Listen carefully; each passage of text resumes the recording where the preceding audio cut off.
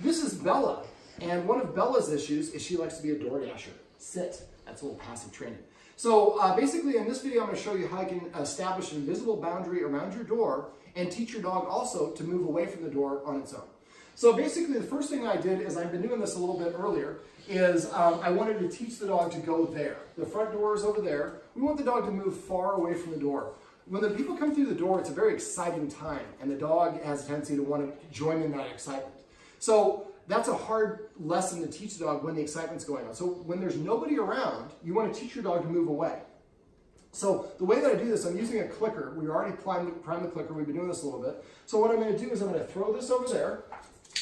I click and I say Maui, excuse me. So when I click is to indicate the dog just did what it wanted to do. So I'm imagining that there's a box right here. When the dog enters this box, that's when I'm clicking.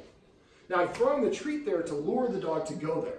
And then the guardian, one of the guardians here is originally from Maui, so the command word is Maui. Always use fun command words. Dogs can read facial expressions. The only animal on the planet besides humans who can do that. So now we're going to do this again. Click when she goes in and say Maui. So we've done this before, so she's already kind of gotten this and she's starting to do this, but this is way too early to command her to go to Maui. So I'd like the guardians to practice this with about 5 to 10 treats, just sitting on the couch. This is a room that they don't hang out in very much, but spend some time in here. And every time she wanders away from that, she's lingering. That's why I'm not throwing another one. And just wait for her to walk away, then throw the treat. She'll hear the treat. When she goes over there, get a clicker if you want to use a clicker. You don't have to, but it just makes it a little bit easier. And then as soon as she crosses that zone, you click. And then when she licks it up, we say the word Maui. And you want to do that with about 10 treats, 3 to 5 times a day, sprinkled throughout the day. And after a while, you'll be able to say Maui, and she'll just run over here. And then we would give her the treat after she goes here. At first, the treat is to entice her to go there. Then we're going to start rewarding her. I would suggest getting a dog bed and putting it right in there, because that way it's easy. Then she can linger there as well. And she'll start hanging out there when you're in the kitchen or eating dinner or doing other things. Okay, so let me see. So we're about ready for the door, so don't go too far. So basically, you want to prep this first so the dog is prepared and ready to go in. So when we're here, we have basically a situation where we have a lot of people coming in and out of the house. So if the guardian is answering the door, we want to be able to give the dog a verbal command and say Maui, and the dog runs over here voluntarily before we open the door. All right, so now I'm going to have you go ahead and, well, before we do that, there's something else I'm going to show you with the door. Oh, actually, yes, thank you for reminding me. Just your presence. So we have a security alarm system in the house. It makes a couple of dongs. And that dong can be actually something we can condition the dog when it hears the dong to automatically go over there, so you don't even have to say the command word. So I'm going to have you open the door.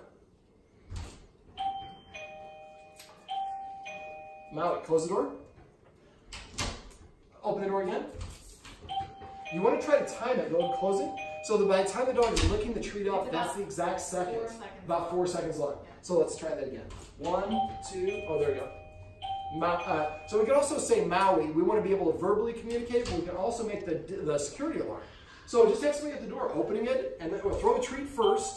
So we'll close it first. So we want to try to time it out. So wait, that was a fake throw on my part. So wait for me to, after I throw it, wait about 1 second before you open the door, because that starts dinging right away. I'm going to give the dog a second to get to where the treat is. So wait, and so wait a little bit more next time, so when she's licking up the treat, that's when she goes the dong. It'll take a little bit of time eventually to get there. Okay, so this is the first thing we do, and if we do this enough, if you do that 5 times a day as well with a couple of treats, so you throw the treat, well, let me do one more. Let's get our timing right. So wait 2 seconds before you open it. 1, 2. That was perfect. So after a while, she'll hear that sound, and she'll just run over here automatically. Now, we have to practice a lot without people coming in and out. Once people come in and out, she starts running there, she's going to get a little confused. All right, so once she's actually out there, now I'm going to have you go ahead and go outside. And when I give you a thumbs up, ring the doorbell, then wait 10 seconds, then knock, and then 10 seconds, ring the doorbell, go back and forth. Okay, wait, say it again. So when I give you a thumbs up, I want you to ring the doorbell, then count to 10, then knock twice, then count to 10, then ring the doorbell, and then count to 10, and then knock twice. Just alternate every 10 seconds. So what we want to do is when people come to our door, the dog runs to the door because that's where the excitement is, and she also likes to DoorDash. So the very first thing we need to do is teach her the zone. So I'm going to have you come a little bit closer so you can see the floor over here. So we've gone ahead and put down painter's tape so that the dog can actually know where. Now, it's not a basketball gym. This zone is not, the dog's not allowed to be here when somebody's at the door. This zone, the dog's not allowed to be in when somebody's eating dinner. So that way the dog knows exactly where the line is. So when we're eating dinner, you can be there or there. When I'm at the door, you're not allowed to be, you can be there, but you can't be in here. Now, having that also at the same time, we can give the dog a command to go to Maui if it's being a nuisance before we answer the door. So I'm going to have her go ahead and she's going to ring the doorbell. Now that usually causes the dog to rush to the door. So the dog's barking. Now the first thing I want to do is when I teach a dog a skill, I want to teach the dog how to behave in every individual step of the actual activity. Normally when we have someone come to our door, we're rushing the door. And because we're trying to wipe our hands down and put the baby down and turn the TV off and get off the phone, and now we're rushing. The dog sees us moving really fast. So what I want to do is I want to do this where it's on schedule, so it's something that I'm controlling. It's not the pressure of a real guest. Now the first step, and then I break this down in individual steps. So the first step is teaching the dog to establish this boundary. So now, and I might even make it back over here. Is that okay? She's just, okay. So basically, I take a step backwards and I pause. Step backwards and I pause. And I would actually, now that I think about it, this is a little bit too close, I would probably put the strip up here. So that this zone, this is kind of, this stripe is actually replaced to here. Does that make sense? Okay, because that's too close. We want her a little bit further away. So I'm using the escalating consequences I went over with the guardians off camera. I'm keeping my hips pointed at the dog. The very first lesson I want you to understand is you're not allowed to cross the line when there's somebody at the door. When I'm doing this, again, it's with a family member or friend, so you guys should call or text each other before you come over. Then I take a step backwards and I pause. If she stays in place, I take another step backwards. So when she breaks the rule, I hiss and I march towards her and I keep my hips pointed at her no matter where she goes. And I take a step backwards, and then I'm going to break down answering the door into individual steps. The first step is establish the boundary. Second one is this sound. This is the sound that precedes the door opening. So I'm helping the dog practice staying away, there she is, while she hears this sound.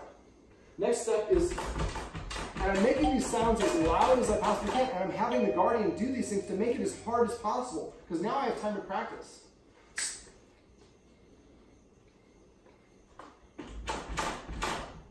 Now when I go to actually open it, I usually go, well, I go like this. I open it a crack first, then I shift over here, and I step forward in front of it, but I keep my hips pointed at the dog. I'm going to invite the guest to come in. The dog, now the line is going to be here. The dog is not allowed to cross this threshold until the door is closed and people are gone. She sat down. I take a big step backwards immediately as soon as the dog sits down or lays down to tell the dog, because you stopped challenging me, I move further away. Now I have a guest that comes in, and you can stay right there. So step in front of the guest. Don't let her get towards the guest. Now she's still moving, so I'm waiting for her to stop moving. She stood still, so now I take a step backwards. Now let's say the guest is a family member, somebody I want to give a kiss or a hug to. If I want to give a kiss, I'm going to keep my everything below the neck facing the dog. I'm going to turn my head and kiss. If I want to give a hug, I'm going to keep above the neck facing the dog. I'm going to turn and give the hug. So above or below the neck is going to stay pointed at the dog the whole time. So now if you practice this, when you guys, the best time to practice is when you guys are coming home. Because if it's a real guest or somebody that's coming by for your business, then you're stressed, you're rushing around. Well, when it's just us, it's casual. You text ahead of time, hey babe, I'll be home in 5 minutes, let's do the door thing. Park in the street, don't use the garage door, don't let put your keys in, come and knock on the door, and you might want to even cover this up so the dog can't see that it's you, because once it knows it's you, it's like, that's him. Now the dog likes to jump up. I showed the guardians when I first got here a technique to stop the dogs from jumping, but this also achieves the same thing because the distance allows the dog to stay calm. Now the dog knows it's not a real guest. It's one of his favorite people in the world, her favorite people in the world, but she's keeping that distance. So if you have a guest that comes in and is like, oh, I'm afraid of dogs. So I didn't have to go to the second consequence or the third consequence. I used the first one, and the dog responded. If it didn't respond, then I would use the second one or the third one probably, and march directly at the dog. Let's say you have somebody come in and is like, oh, I'm afraid of dogs. That's all right, our dog's not allowed to come in this box. And the dog's not doing it, and it's not on a leash. Wow, you must be a really good dog trainer. No, we hired Doggone Problems, and he showed us how to do this. But by teaching the dog how we want them, there you go, she just laid down. That's a surrender. So now once the guest crosses the threshold, then she can come and interact in a polite way. She still can't jump up on them. And so whoever else is here will be maybe following her. And the idea is to correct her before she jumps up. Most people wait for the dog to get here before they correct. This is where I want to correct when the dog just starts to jump up with its paws are only an inch or two off the ground. The sooner you get to the genesis of the mistake, the easier it is for the dog to understand. So again, what you want to do is set it up. The first part of the video, we showed how to condition the dog to go there with a verbal command. This part is to take and claim the area to keep the dog away. Now, after enough practice, what will happen is the doorbell will ring or there'll be a knock at the door and the dog will run up here and come over here and be like, you guys going to go answer that or what? And now the dog is seeing that you've taken over that job. It's not the dog's job to do anymore, and they're here to support you. So if it is a creepy person, boom, Bella can be there to help out in 1 second, but she's in there in a support capacity. If we get to the door and she's right here, we're trying to move her back, she thinks we're assisting her. So this is just teaching the dog how we want her to behave when people come to the door.